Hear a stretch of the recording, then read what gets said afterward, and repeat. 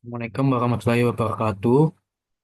Halo teman-teman, perkenalkan nama saya Muhammad Farlandu Malik dengan NIM 23 03 01 5 057.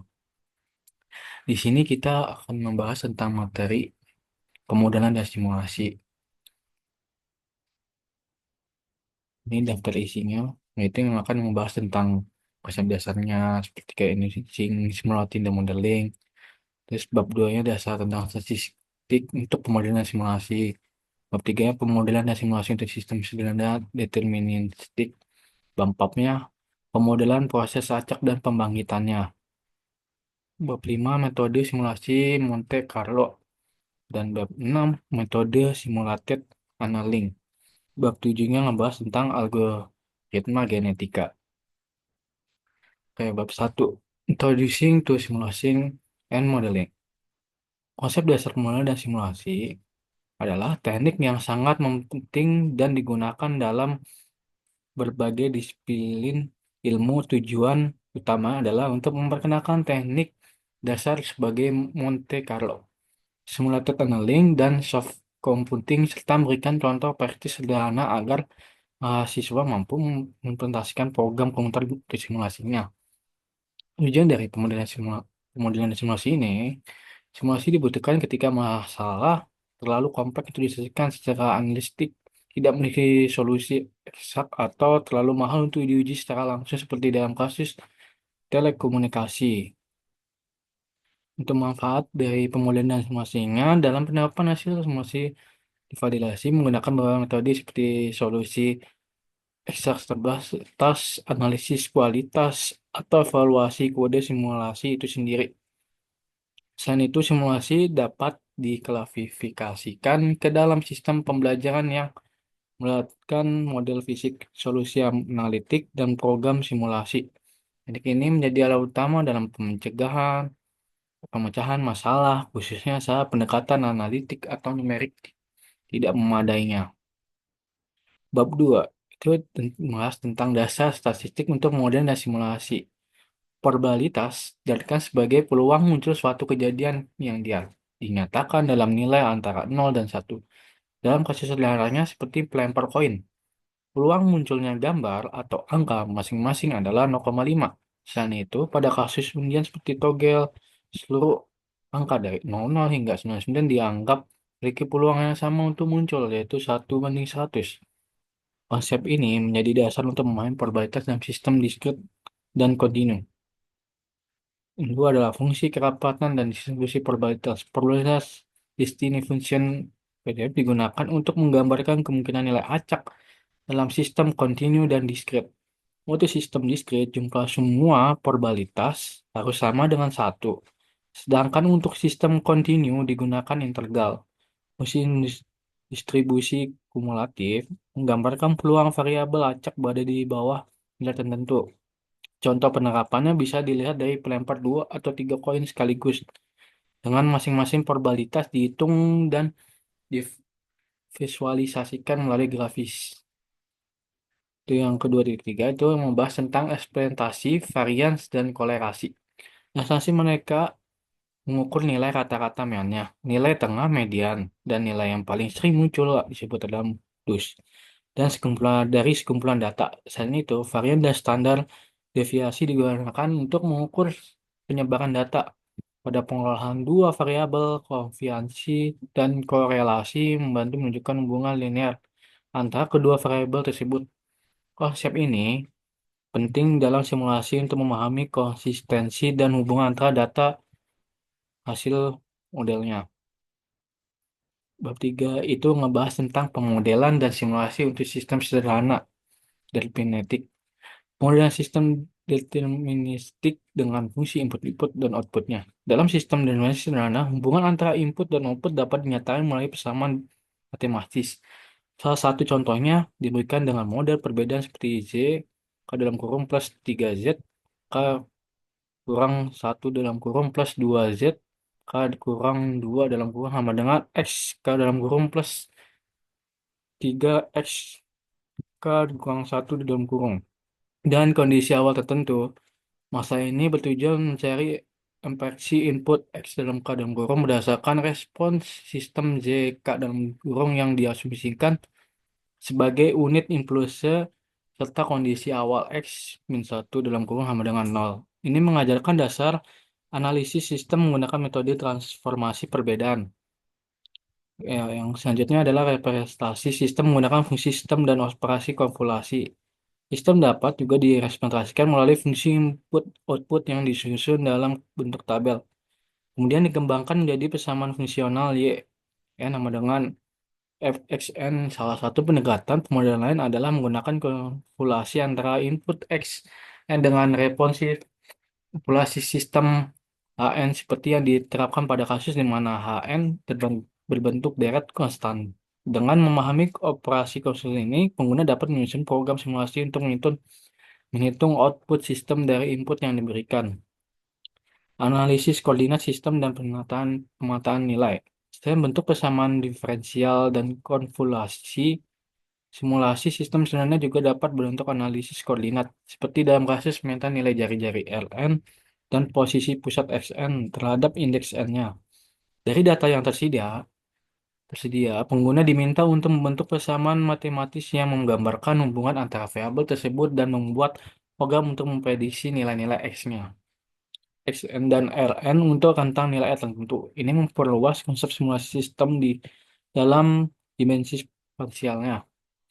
Bab 4 itu membahas tentang pemodelan proses acak dan pembangkitannya. Bilangan acak dan algoritma pembangkitan. Bilangan acak adalah bilangan yang muncul secara acak dan digunakan dalam banyak aplikasi simulasi. Di komputer bilangan acak akan dihasilkan disebut pseudo random number. Salah satunya metode pembangkitan yang paling umum adalah linear congruential method atau yang disebut dengan ACM.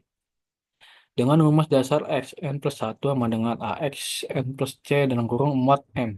Parameter seperti konstanta, penggali, penggeser, dan modulus mempunyai sifat distribusi bilangan acak yang dihasilkan. Pemakaian ini penting untuk simulasi eksperimen seperti pelempar dadu maupun pemodelan acak sederhana. Jadi ada distribusi bilangan acak metode box Muller. Bilangan acak yang dibangkitkan secara devolute memiliki distribusi uniform. Untuk keperluan distribusi lain, seperti distribusi Gaussian, metode seperti transformasi box Muller digunakan.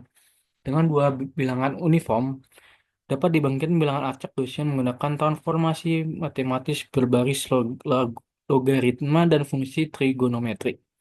Proses ini sangat penting di simulasi memerlukan mas Gaussian atau distribusi acak yang lebih kompleks. Itu adalah pembangkitan bilangan acak dengan metode resistance. Metode resistance sampling digunakan untuk membangkitkan bilangan acak yang mengikuti distribusi target tertentu. Teknik ini melibatkan pembangkitan dua acak dan kemudian menerima atau menolak nilai berdasarkan fungsi probabilitas tertentu. Contohnya adalah pembangkitan bilangan acak yang mengikuti distribusi Gaussian standar dengan mean 0 dan varian 1. Teknik ini menjadi dasar dalam simulasi Monte Carlo yang lebih kompleks. Lanjutnya adalah bab 5. Metode simulasi Monte Carlo adalah dasar dari berbagai teknik simulasi yang menggunakan pembangkitan nilai acak sebanyak-banyaknya untuk mendekati solusi suatu masalah dengan ketelitian yang lebih tinggi. Kunci keberhasilannya terletak pada kemampuan memformulasikan masalah, penyusun sistem sederhana, dan membangun algoritma yang tepat. Contohnya adalah penerapan pada simulasi pelempar koin tunggal dan ganda, di mana probabilitas hasil dapat dihitung dengan peningkatan jumlah simulasinya. Estimasi nilai dan diinterlegal dengan Monte Carlo. Salah satu aplikasi klasik metode Monte Carlo adalah estimasi nilai. Ini dengan lempar kelereng acak ke dalam kotak yang mengandung seperempat lingkaran. Rasio jumlah kelereng yang jatuh di dalam lingkaran terdapat total lemparan digunakan untuk menghitung nilai. Selain itu, metode ini juga digunakan untuk menghitung tenaga fungsi fx dalam kurung sama dengan 2x dengan prinsip perbandingan area di bawah kurva terdapat terhadap total area kontraferensinya. Selanjutnya adalah implementasi program simulasi Monte Carlo. Implementasi metode Monte Carlo dilakukan dengan membangkitkan bilangan acak untuk variabel X dan Y dan menentukan apakah titik tersebut memenuhi kondisi tertentu seperti berada di bawah kurva, fungsi, atau dalam lingkaran dengan mengulang proses ini dalam jumlah N sama dengan 1000 atau lebihnya. Yang kurang diperoleh estimasi hasil dari ketelitian yang lebih baik. Program sederhana menggunakan bahasa C yang banyak digunakan dalam konsep ini secara langsung. Bab 6 metode simulated annealing. Simulated annealing atau singkatannya SA adalah metode kombinasi berbasis fenomena fisik annealing dalam metalurgi, di mana perubahan energi terjadi seiring dengan penurunan temperatur. Proses ini menggambarkan bagaimana sebuah sistem dapat mencapai kondisi global optimum dengan menaikkan dan kemudian menurunkan suhu untuk mencegah terjebak pada lokal optimum. Dengan meniru fenomena ini, metode SA menjadi pendekatan efektif untuk menemukan solusi terbaik dalam permasalahan kompleks. Selanjutnya adalah formula si matematis dan simulated annealing. Dalam logika matematis simulated annealing, energi dari suatu kondisi X dan energi pada kondisi berikutnya X plus 1 dihubungkan melalui fungsi eksponensial terkait perubahan energi relatif terhadap temperatur. Progres menerima solusi yang lebih buruk dikontrol melalui fungsi X-nya. Pendekatan ini memungkinkan algoritma untuk melewati lokal minimum dalam mencari solusi yang lebih optimal secara global. Selanjutnya adalah implementasi algoritma simulated annealing. Implementasi algoritma simulated annealing mirip dengan metode Monte Carlo, namun dengan tambahan mekanismenya penerima solusi yang tidak terlalu lebih baik. Langkah-langkahnya melebihi pembangkitan bilangan acak, evaluasi perubahan energi, dan keputusan berdasarkan probabilitas eksponensialnya. Program sederhana untuk menghitung nilai menunjukkan efektivitas metode ini dalam simulasi berbasis pencarian solusi mendekati kondisi optimumnya. Selanjutnya adalah algoritma genetik. Algoritma genetik atau disebut juga genetik algoritma GA merupakan metode simulasi berbasis prinsip genetik yang bertujuan mencari solusi optimum dengan menggunakan representasi kromosom biner.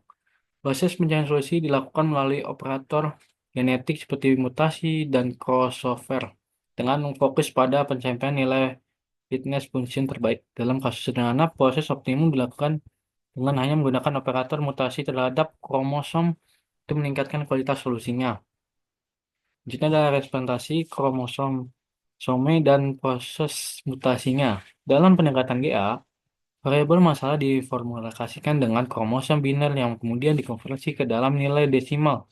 Untuk evaluasi fungsi objek seperti Y sama dengan X sin 10X plus 1, fundasi dilakukan dengan milih acak salah satu bit kromosom dan membalik nilainya. Jika hasil mutasi menghasilkan fitness function yang lebih baik dibandingkan sebelumnya, maka nilai tersebut diterima balik ditolak. Proses ini diulang berkali untuk mendekati solusi optimum global. Ini adalah implementasi program algoritma genetik. Implementasi algoritma genetik dilakukan dengan bahasa pemrograman C. Program dimulai dari pembangkitan kromosom induk konversi biner ke desimal. Evaluasi fungsi objek dan proses mutasi untuk membentuk generasi baru yang lebih optimal pada setiap interaksi. Nilai fitness dibandingkan dengan untuk menentukan apakah mutasi berhasil meningkatkan kualitas solusi. Hasil eksperimen menunjukkan peningkatan nilai fitness tambah jumlah iterasinya. Sekian dari saya. Mohon maaf kalau ada kata-kata yang tidak baik.